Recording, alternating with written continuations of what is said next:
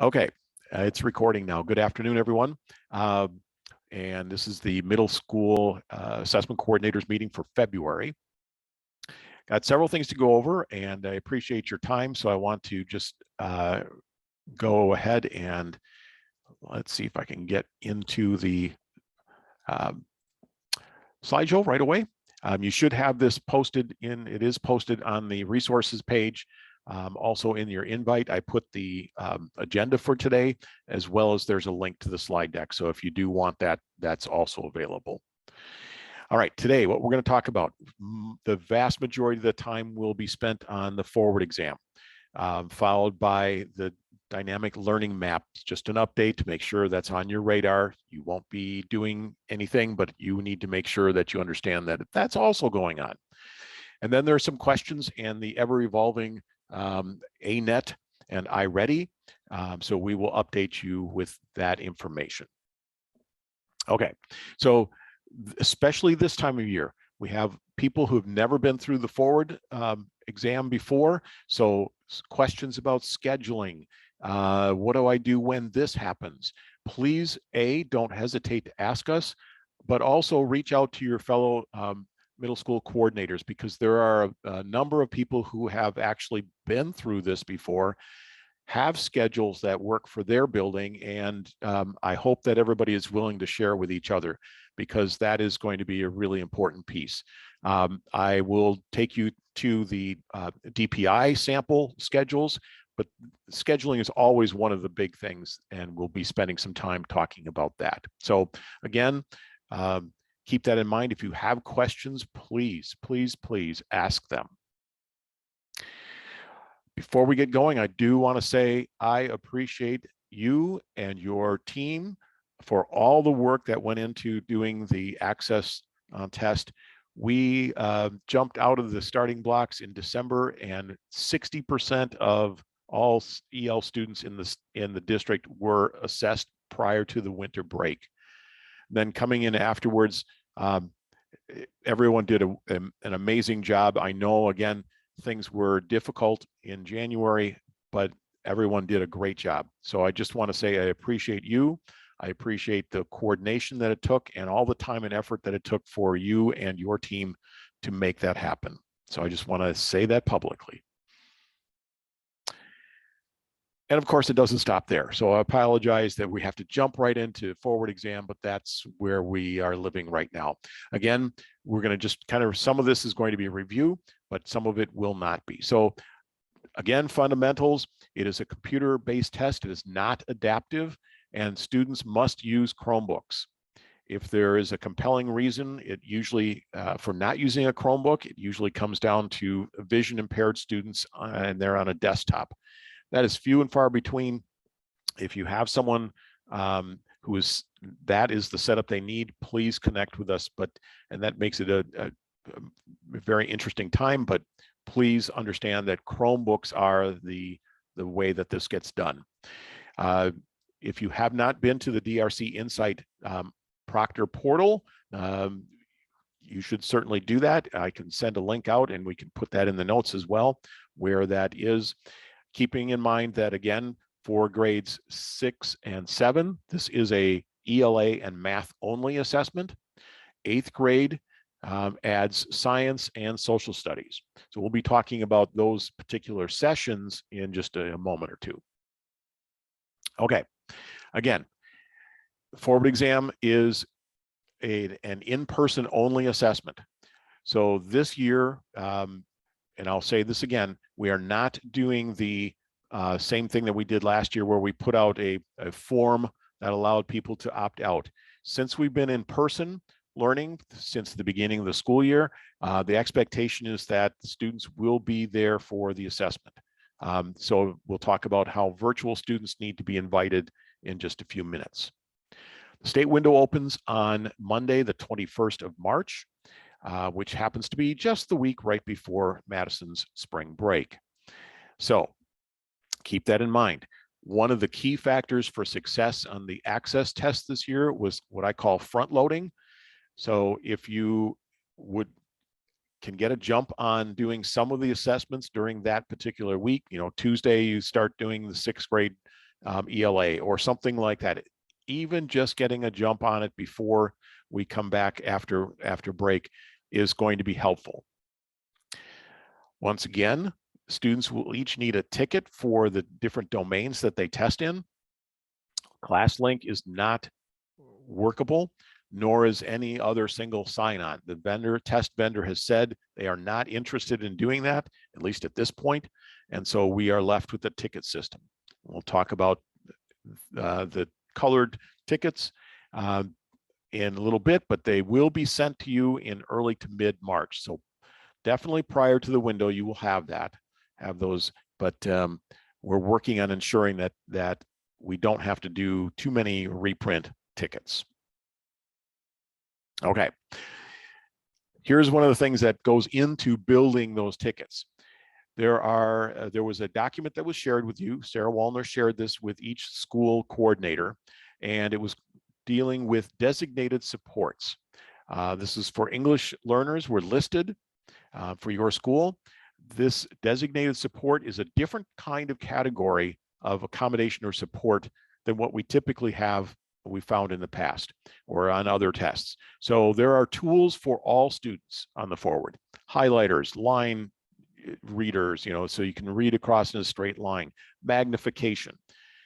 There are other tools that require accommodations, an IEP or a 504.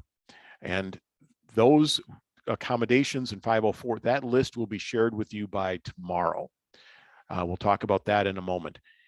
However, there's this middle category that there are things that are tools that are called designated supports that must be turned on in the background of the software. But there are things like text-to-speech, which can be used for all content areas except the fourth session of ELA, the reading portion, which students will have to read. So for English language learners, this might be, if this is the kind of support that they get typically in the classroom, that someone is there to help read through things for them, then it would be an appropriate support. So the list that you got, you would just simply say, check the box saying they need the designated support called text-to-speech. Likewise, we also have an option for something called stacked translations. Stacked translations is literally Spanish translates the Spanish question or the direction, and then underneath it would be the English version. Same thing with the prompt, Spanish then English. And each one of the answer choices would be Spanish, English, Spanish, English. And that is also an option for designated support. So if students are kind of on that edge where they get most of what they're reading, but not all of it, you can use that. The unfortunate thing is that you cannot use both text-to-speech and stacked translations. They are mutually exclusive, and here's why. The computer voice that actually literally reads the text and that the students listen to is designed and built for the rules of English pronunciation, English language. When they run into the text is in Spanish, there's not a little button that flips it over to Spanish rules of pronunciation. So it applies English rules of pronunciation to the Spanish language, and it is not a pretty thing. So they are mutually exclusive. So that particular document was due to us last Friday. And part of what the reason is this all has to be uploaded into the eDirect or the Insight software by Sarah. And she does this amazingly well if she has the information. So if you don't have it, it's pretty hard to do. Keep in mind that the tickets themselves and having this done in the software is what turns on this support for the students in the software.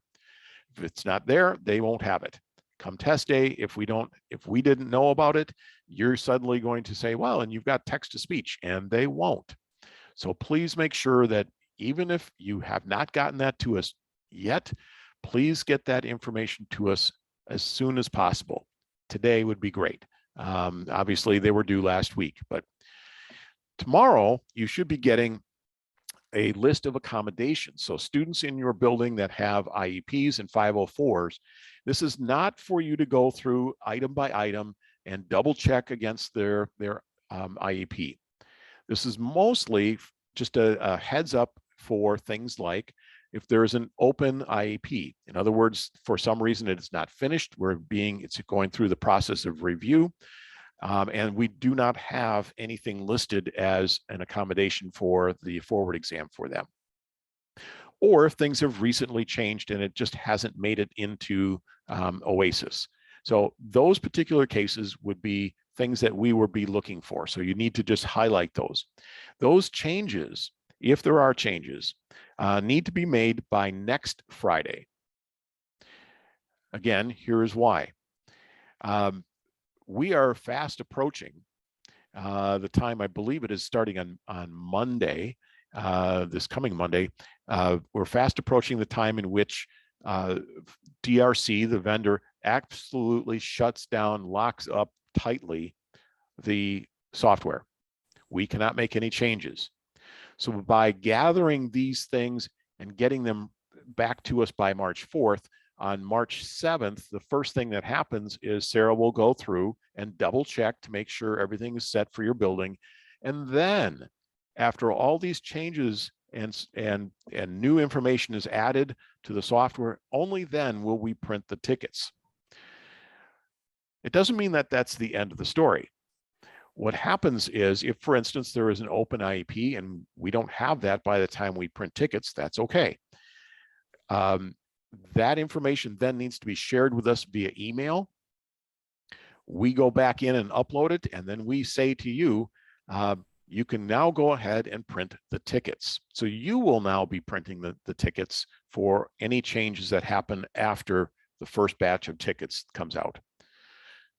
So if you have questions about that or concerns, please let us know, and we will we will certainly connect with you about that and do the best that we can to provide the greatest amount of support that we can. Please keep in mind, March 7th is a Monday, and March 8th, Tuesday, the following day, is the ACT test at high schools. So we're deeply involved in that testing as well. So we've got multiple things happening. So please help us help you. All right. I have a quick question, Tim. You bet. In the past, we've had some kids come in the middle of the testing window. Can you remind me, do we have to let you know that they are here, or will they be automatically uploaded into DRC? I can answer that one, Tim. Go ahead. They won't be automatically uploaded. They will be manually loaded by me. I tend to do a daily pull from IC. So I'm going to do my best to keep up on it as much as I can. It does take a little time. So if you go to check to see if the student's tickets are there and they're not there, then just send me an email saying, oh, we got a new student yesterday. It varies throughout the window how quickly I can add them, but I will do my best to keep up on it so that you don't have to email me every time.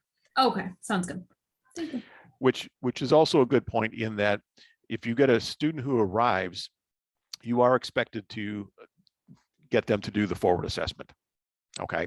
The one exception would be if a student arrives from another country and so their time in the United States is less than 12 months, and they have a DPI level of 1 or 2, in which case they would be exempt from taking the English language arts portion of the test.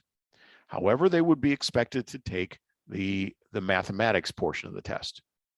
There is only one exemption. So for instance, let's say last year on the 22nd of March, somebody enrolled and they were new to the country, and we gave them the exemption, even though they still might be at a DPI language level of a 1 or a 2. If they've got the exemption once, they cannot get the exemption a second time.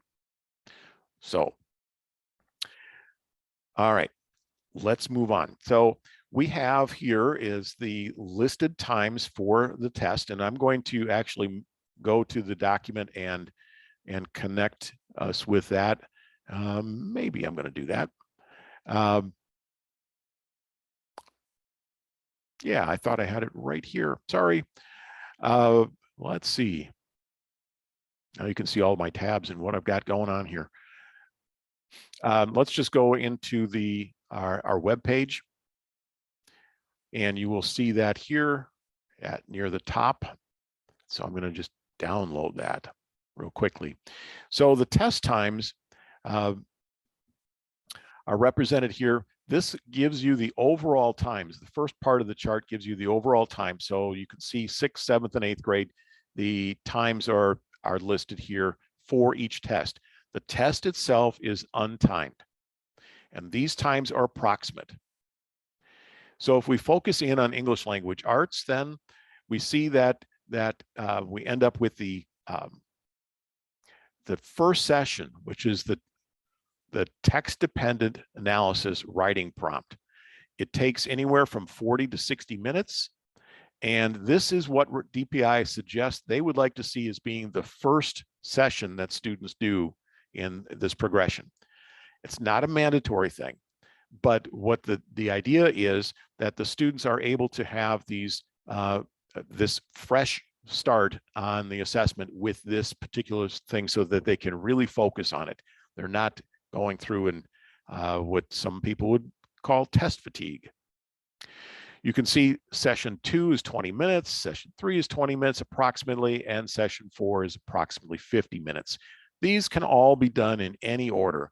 You can mix content levels. You can do ELA session 1 one day, math session 1 the next, etc. Each session is not dependent upon the one that comes before it.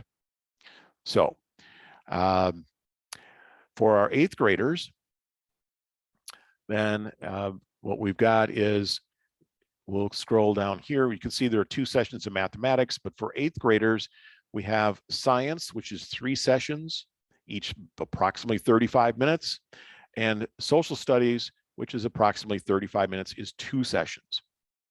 Keep in mind that this year, the social studies standards have changed and have gone into effect. So this portion of the test is new and reflects the change in social studies standards on the state level. So this is something that's available for you if you want to keep this. This is certainly a document I would suggest getting a hold of as far as having available for scheduling, so you know approximately how much time it takes. All right. One other thing that I want to go over is, in fact, I'll pull this up while we're here. The scheduling. Actually, I'm going to jump back because I want to make sure I've got everything covered. Yes, okay. So text-dependent analysis, I'm glad I did this. Last year, this was not a portion of the test. It was removed. So this year it is back. And again, DPI is asking us to do this first. Students can have on their desk in front of them a writer's checklist.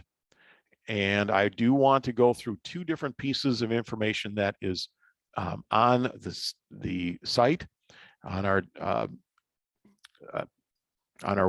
district website. So I'm going to show you first the student checklist. You can print copies. They should have this available to them. This is probably not the first time that they should see this. So even if you were to begin giving this to students next week in preparation, that's not a bad thing. So it just goes through planning, what the focus should be, and then they provide a short checklist. So this is definitely a tool that students should have available, because everyone in the state will have this available as well. Unfortunately, you have to print this at your building level, but you can make as many copies as you need. To give you a sense for what the text-dependent analysis is, there is a tips form or tips document. There are 4 different things that they want you to consider. Things like writing multiple paragraphs, and paragraphs meaning how many sentences, okay? So just, again, thinking about the fact that there should be an introduction, a body, and a conclusion in their writing. Talking about the flow of your writing, examples from the text, because again, this is called text-dependent analysis. So you're analyzing a couple texts, Oftentimes you're asked to take one side of an argument or another and use data from the articles to show support for your particular answer. And then finally, make sure that you're thinking about what it is that you're doing. So thinking, evidence, elaborating, inferring, those kinds of things are what they're going to look for in the scoring of the text-dependent analysis. On the website, there's also a rubric, so you can use that. That is not something that is available for students on test day. The same is true for this. The tips for writing, it should be something that can be used ahead of time, but not something that should be shared while students are testing. You can use the writer's checklist as that particular plan. Okay, so that's text-dependent analysis. I'm going to do one more and then we'll stop for some questions and see how everybody's doing. So DPI provides samples of different ways you might approach this. So there are, they use, I think, 4th grade as their sample, but keep in mind that 4th grade and 8th grade, the number of sessions that are tested are the same. So even if it says, for instance, on this document, grade 4 sample schedule, think of it as grade 8. So it might show you that you can do this in 3 days if you would like to. You can do all of ELA at grade 6 on one week and just, you know, alternate back and forth. There are many ways of doing this. So if you have a sample, you might want to share that, and we can post that if that's okay with you. But I want you to keep something in mind as you build out this test. We have 1 week before spring break. We then have spring break, and upon return, there's the rest of the month of April. I believe there are 4 weeks, four full weeks left upon return. Keeping that in mind, keeping in mind that you're going to need to spend some time with tracking down students and doing makeup tests. And then, of course, we have other assessments, district assessments going on, which we'll be talking about the ANET in just a moment. Keep in mind that that is also something at the closer as you get to the end of the year. I would say the majority of students would hopefully be done before that last week in April, just to give people a mental break before we jump into whatever is next. So I'm going to pause here and see if there are questions.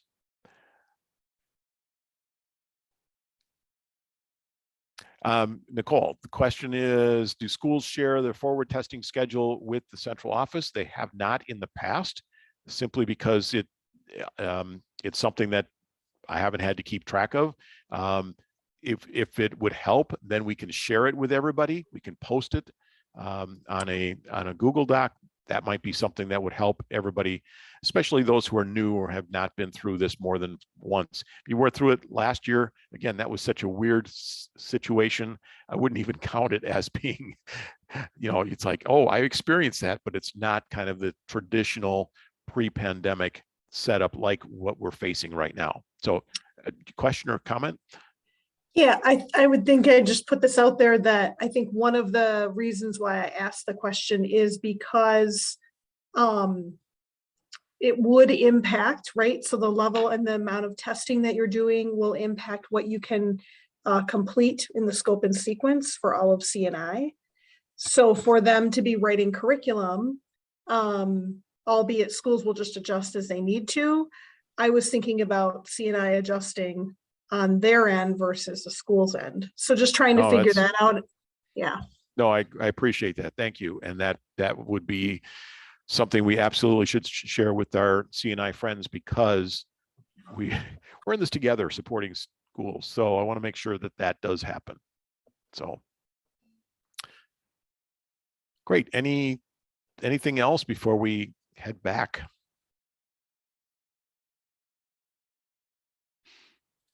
Okay, then let's move on. So our friends who have selected virtual, so the Madison Promise for middle school students, Keep in mind, there's a reason why students did this.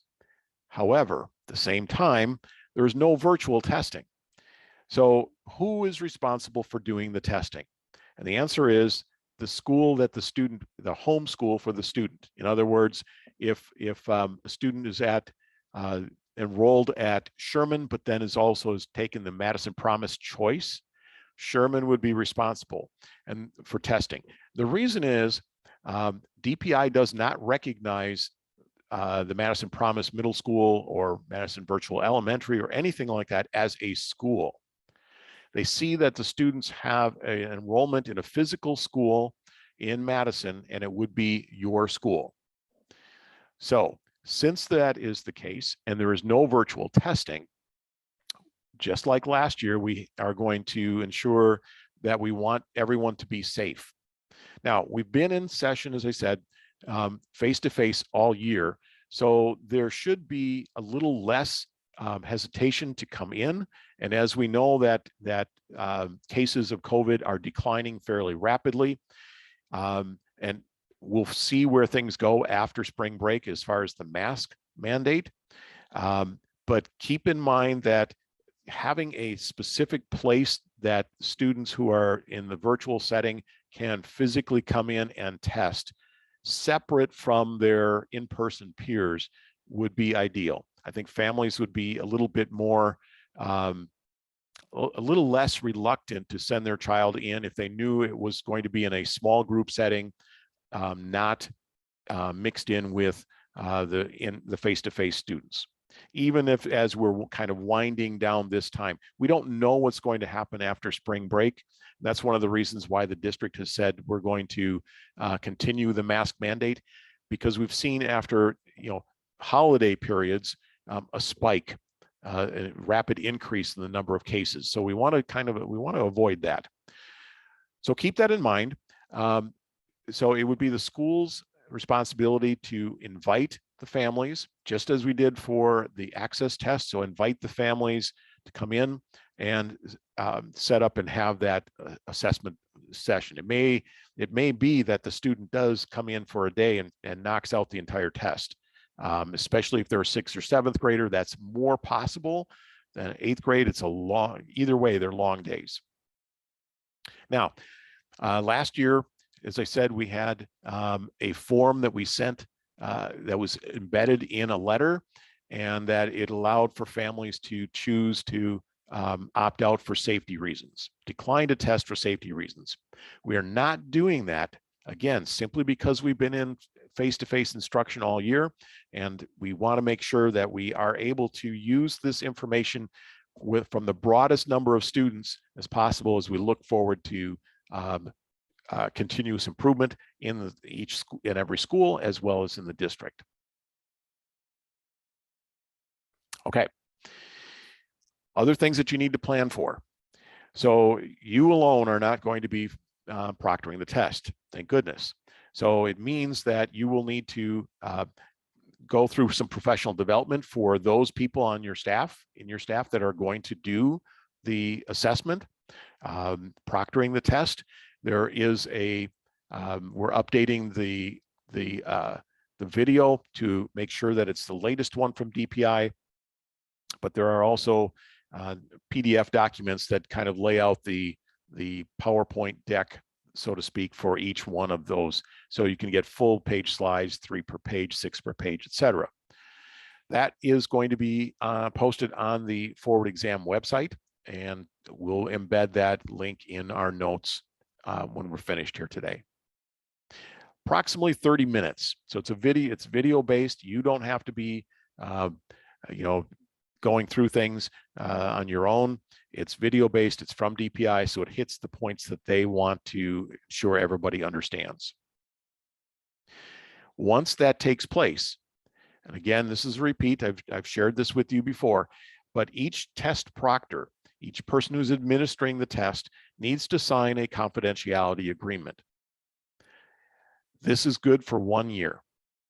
It basically says you're not going to take pictures of it, you can share it in social media or any which way. You're not going to talk about specific questions. You cannot share any of the test material. So it's a security agreement. They need to return this document to you. It's my suggestion you put it into a folder, put the date on it 1 year from when you've got all these done, and just say shred in a year. That's how long you need to hold on to it, because if there are any questions as to did so-and-so proctor the test and did they agree to the security agreement, if there's an issue, that may be one of the pieces that the state comes looking for. There's also a building confidentiality agreement, building assessment coordinator. And so if you have not signed that already, I will be sending that out. Please sign it and send that back to me. I do the same thing. I keep those copies for a year, then I throw them out. Finally, I send a document similar to this to DPI for the district. So ultimately it comes down to me. So please, if you have any questions or concerns about security agreements, about professional development, about who can do the testing, etc., please let me know. I do know that there are always questions about, can an EA or an SEA administer the test? And my answer has always been, and will continue to be, they can support. They should be in direct supervision of a teacher. If a teacher, for instance, starts the test and with an EA in the room and the teacher has to leave the room for a short period of time, I'm good with that. When it comes down to one-to-one testing towards the end with makeups, I'm also good with that. But I don't want to have the responsibility of this high stakes accountability based test to fall on the shoulders of an EA or an SEA.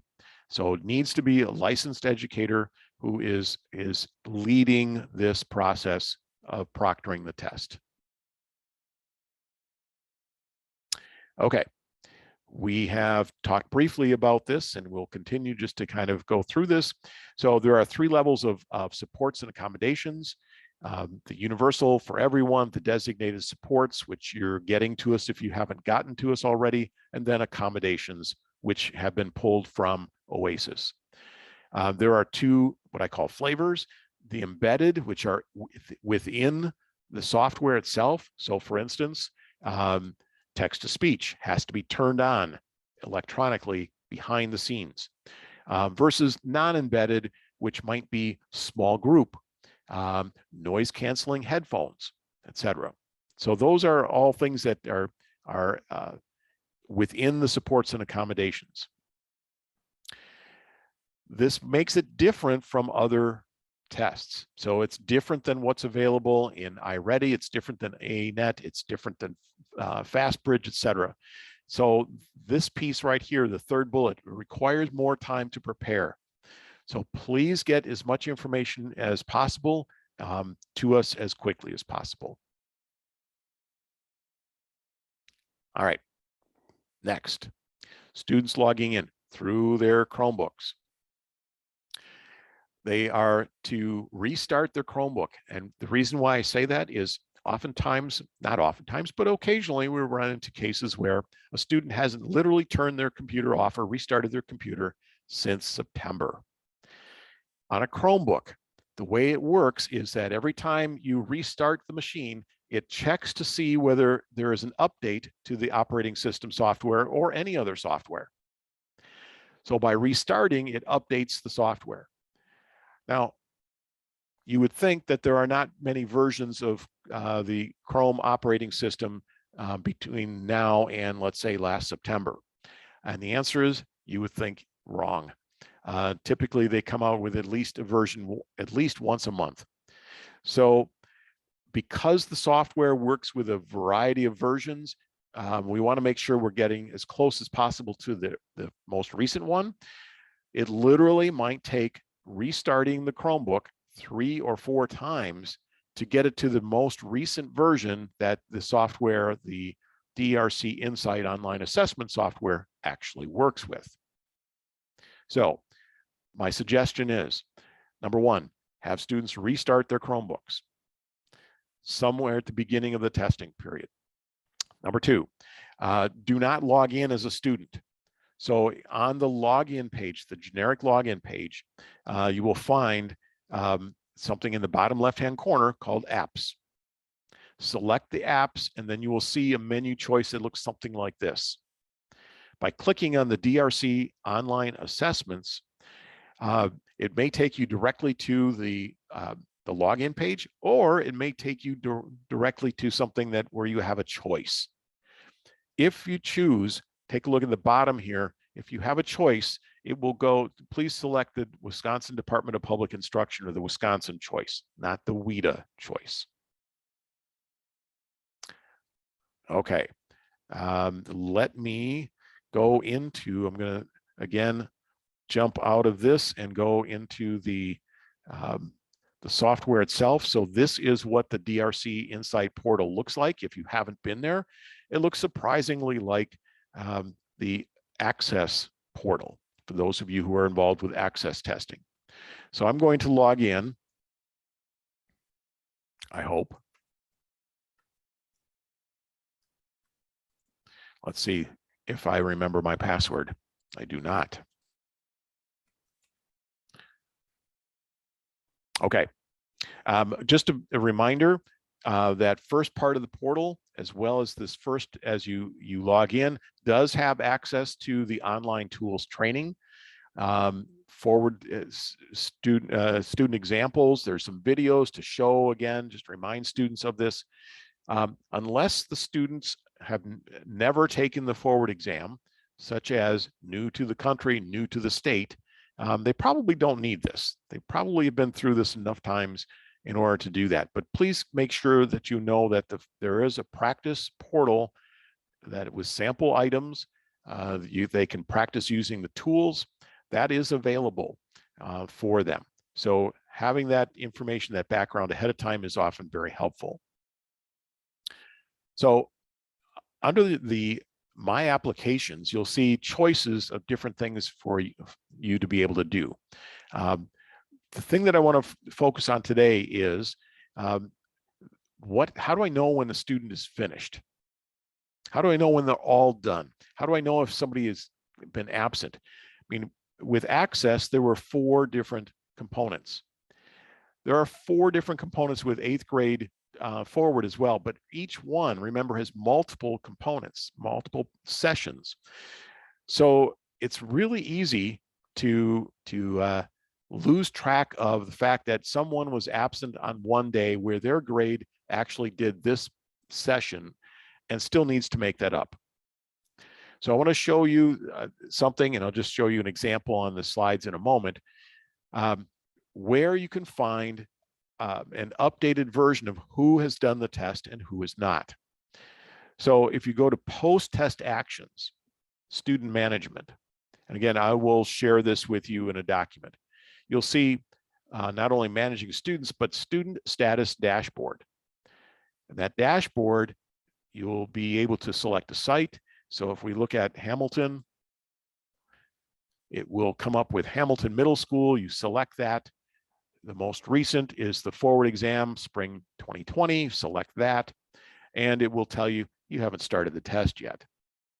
Okay, but if we go back to the slides, let me just show you what happens in the version that when it's live, you will see a chart that looks something similar to what you see on the bottom of the page.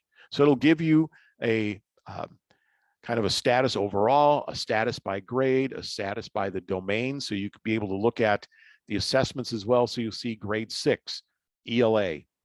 It'll have a red bar for those who are not completed, a green bar for those who have done, they are finished, and blue for those who are in progress.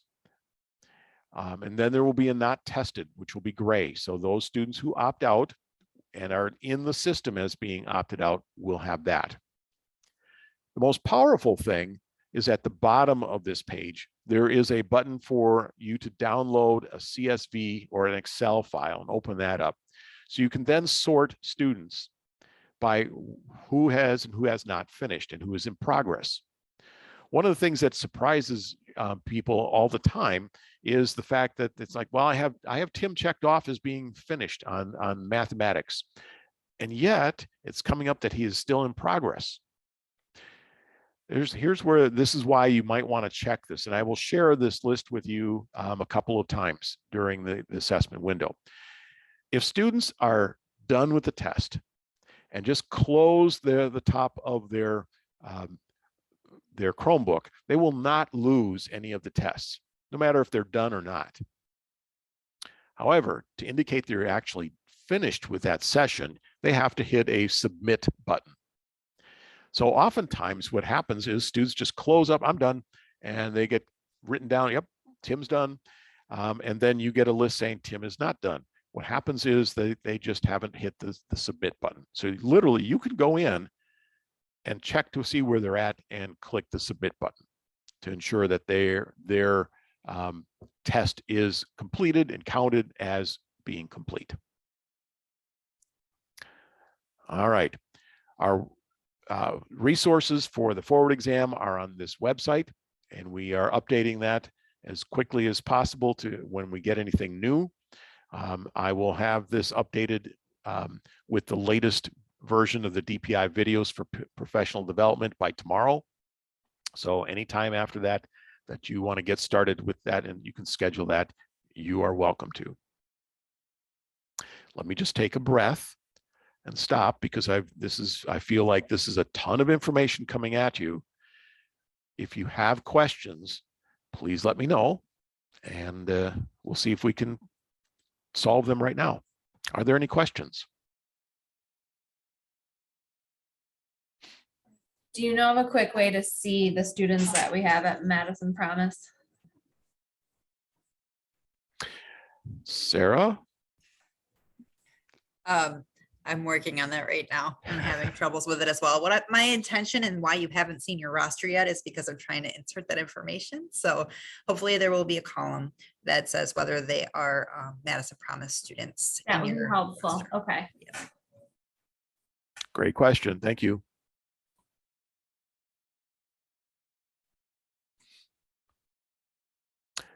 All right, let's finish up for the day. We're going to talk briefly about dynamic learning maps, which is the alternate assessment for the state.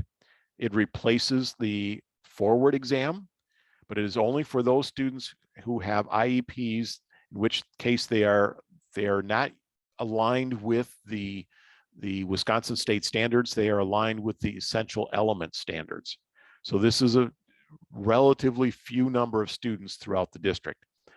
The window for dynamic learning maps is the same as forward. So from the 21st of March through the end of April.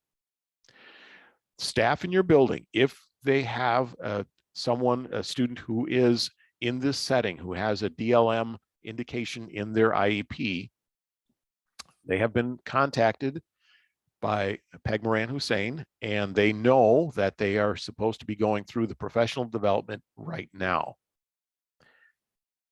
Once they have completed this professional development, then they go through a process called first contact, in which case they have to fill out a form about each individual student as to what is the appropriate method for, I believe it is, for the responses to be received. Only then, after the professional development is done, after first contact is made, only then will the test begin. So if they don't finish the professional development and the window starts today, their students are still unable to test. So these particular things have to happen prior to testing beginning.